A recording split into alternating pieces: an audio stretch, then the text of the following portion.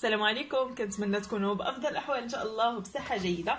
كنبغي نشكركم بزاف للدعم ديالكم والتعاليق ديالكم اللي كتخليو ليا، صراحه كتفرحني بزاف بطبيعه الحال، حيت الناس كيجربوا الوصفات وكيلقاو عليها نتيجه. هذه هي الفرحه الكبيره، انكم كتلقاو النتيجه الوصفات وكتطلبوني على بزاف د الوصفات، منهم هذه الوصفه الرائعه، هذه الوصفه للتخلص من الكحه او السعال. في الصراحه طلبتوها مني بزاف نظرا لهذا الجو المتقلب، وحنا كيف ما كتشوفوا اننا مقبلين على فصل الشتاء. هذه الوصفه مجربه 100%، كتعطينا نتيجه لمده ديال 3 ايام، كتخلصوا من الكحه او السعال. فما غاديش تحتاجوا لاي دواء انكم تشربوه او لاي سيرو انكم تاخذوه تشريوه.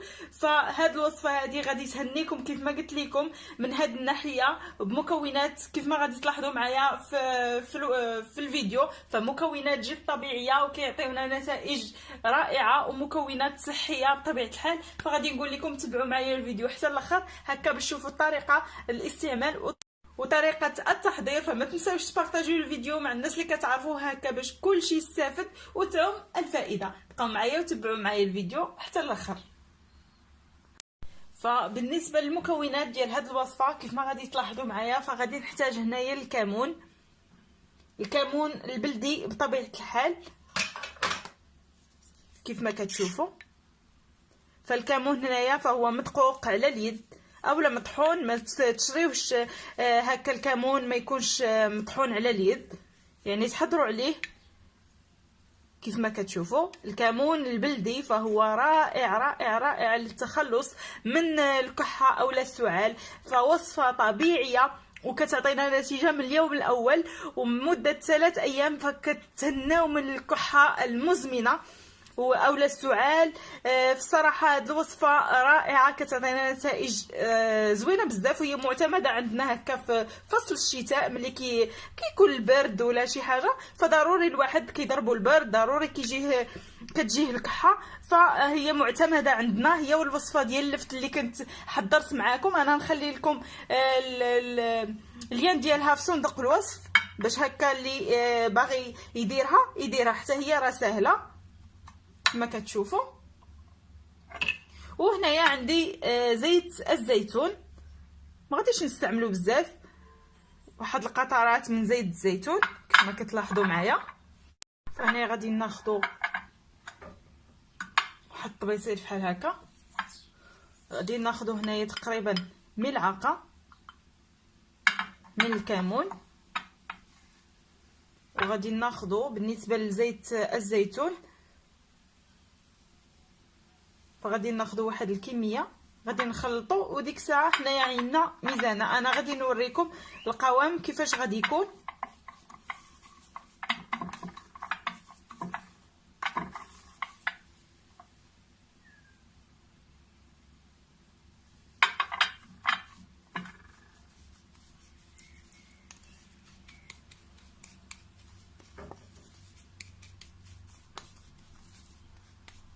هانتوما القوام كيفاش كيكون على هذا الشكل هذا. صراحه هذه وصفه معجزه في ازاله الكحه او السعال، وكتزيل لنا حتى البرد من الجسم.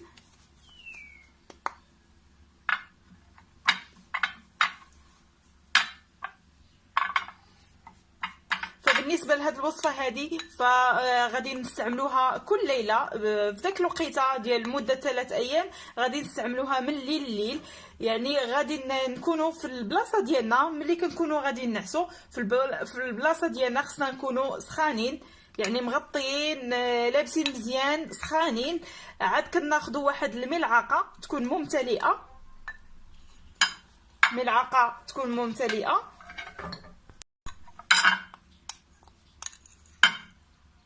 هاد الملعقه تكون كبيره ممتلئه كيف ما كتلاحظوا معايا.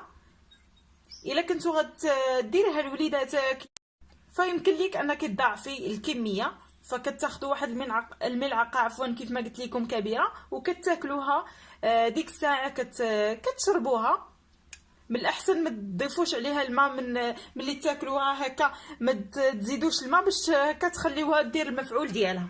صافي من بعد كتاكلوها كيف ما قلت لكم وكتغطاو مزيان. في الصراحه غادي تهنيكم من سعال اولا الكحه. فهاد الوصفه مجربه 100% وكتعطينا نتائج رائعه. هنايا انا ساليت الوصفه الاولى، فغادي نزيدكم وصفه ثانيه بالنسبه للناس اللي ما غاديش يقدروا انهم ياخذوا هاد الملعقه هذه. تقدر الوليدات الصغار ما يقدروش عليها، ولكن هذه راها رائعه، غير جربوها لوليداتكم. فغادي ندوز نحضر معكم ايضا واحد الوصفه ثانيه اللي يمكن لكم انكم ديروها هكا، فهي حتى هي خطيره لازاله الكحه او السعال. فبسم الله على بركة الله غادي نبدا الوصفة الثانية مباشرة. فالوصفة الثانية غادي نحتاج ليها كيف ما كتشوفوا حامضة أو ليمونة. غادي ناخذ واحد الكأس، يعني يكون كبير شوية، ضروري ما الكأس يكون كبير واحد شوية. وهنا غادي ناخذ الحامضة، غادي ناخذ غير النصف ديالها فقط. صافي هنايا مباشرة غادي ناخذ نصف ليمونة كيف ما كتشوفوا. غادي نعصر هنايا تقريبا واحد الملعقه كبيره من الليمون او الحامض كيف ما كتشوفوا.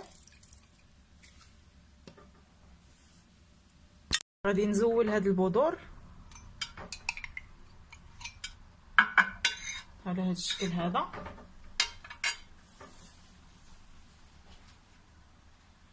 فبالنسبه لهاد المرحله هذه تقدروا ديروا الكمون كيف ما كتشوفوا، وفص من الثوم، بالنسبه للناس اللي ما كياكلوش الثومه او ما كيقدروش ياكلوا الثومه فماشي مشكل. بالنسبه للناس اللي ما عندهمش مشكل في الثومه فيديروا الطريقه اللي غادي ندير. والناس اللي ما كياكلوش الثومه او ما كتعجبهمش فما يستعملوهاش، ينقصوها في هذه الوصفه. هنا كيف ما كتشوفوا انا عصرت داك نصف ليمونه تقريبا كيف قلت لكم ملعقه كبيره.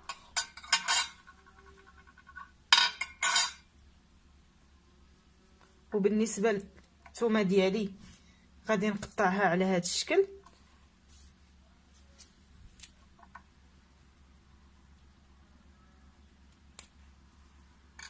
وهنايا غادي ناخذ واحد راس ملعقه من الكمون على هذا الشكل هذا. من بعد غادي نضيف الماء يكون ساخن، ضروري من الماء كيف ما لاحظتوا معايا غادي يكون ساخن على هذا الشكل حتى غادي نعمروا الكأس كامل.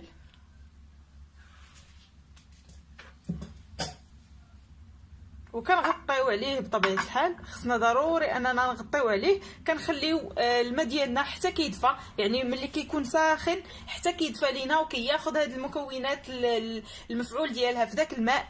من بعد فغادي ناخذ هاد الماء نقدروا نصفيوه. بالنسبه للناس اللي ما غاديش يبغيو هاد البقايا في الماء فيقدروا يصفيوه. بالنسبه للناس اللي ما عندهمش مشكل انهم يشربوا هاد البقايا في الماء فيشربوه كما هو، يعني يتشرب كيف ما هكا. الا ما قدرتوش عليه فاصفيوه وشربوا غير الماء فقط.